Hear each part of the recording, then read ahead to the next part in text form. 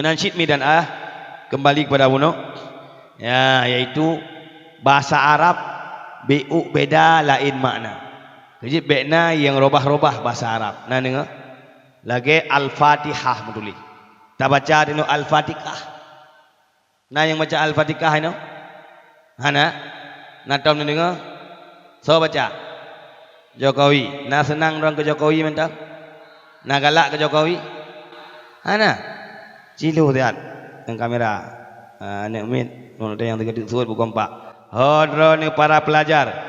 Masihkah anda cinta kepada Jokowi? Sekali lagi bahasa Indonesia itu untuk kirim ke Jokowi. Wahai para pelajar, wahai para santri, masihkah anda cinta kepada Jokowi?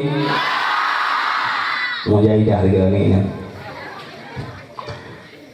Wahai para mujahidah, para wanita-wanita solehah, masihkah anda cinta kepada Jokowi?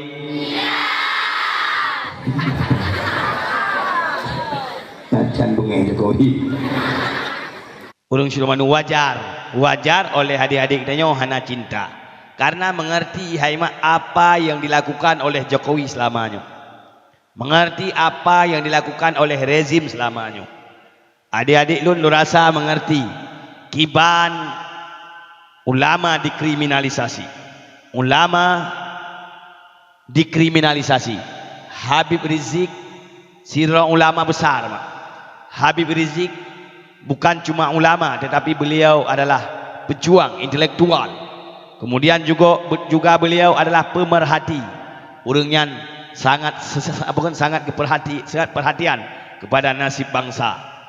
Dimanapun musibah terjadi, FPI Habib Rizik selalu berkirim laskar FPI. Watai musibah tsunami mak dan ayah di Banda Aceh, di Melabuh, di Calang, musibah besar 2014 mak dan ayah.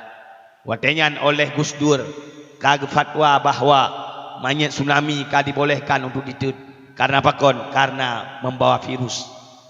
Kemudian mak dan ayah oleh pemerintah kaicok mayat dengan motor beku han patih sini kalian bak kaset-kaset tsunami dibuik lang motor dam di ruah bak kuburan masal mak dan ayah lagi di bawah bro.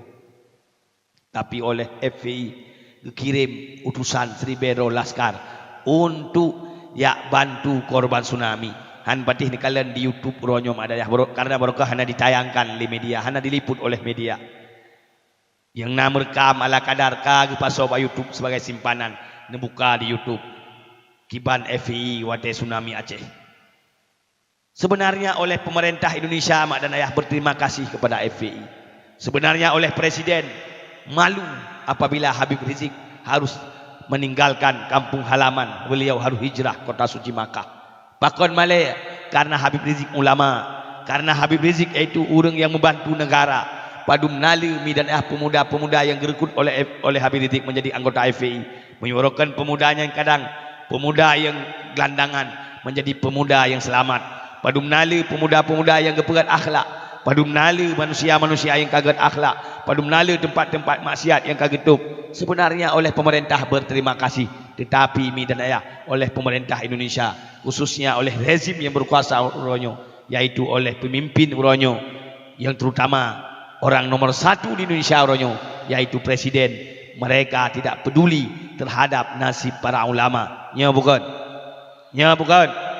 Habib Rizik diminta pasai diperkarakan, hana pasai diminta pasai, hana salah diminta salah, difitnah mak dan ayah dengan pokon chat mesum, difitnah Habib Rizik dengan chat mesum, dan debu chat mesum. Jadi dipegat kata-kata vulgar chat lewat WA mak dan ayah, chatting lewat WA, dipegah Habib Rizik galak ke Firdausin dengan kata-kata vulgar. Munya Habib Rizik galak aku rinang, hana payah ke chatting mesum mak. Setle urinang galak ke Habib Rizik. Kon ninang janda, Firdausin ninang janda. Habib Rizik setle ninang gadis yang tadi-tadi galak ke Habib Rizik. Munya ulama sekali berhabib Rizik, luar biasa orang galak nanya orang nak boleh kawin. Baik ini retak Habib Rizik mertak lu mentang atau galak. Mertak dan atau galak kan? Medan ayah. Hai, so galak. Kena so galak. Ya, oleh purung pungo.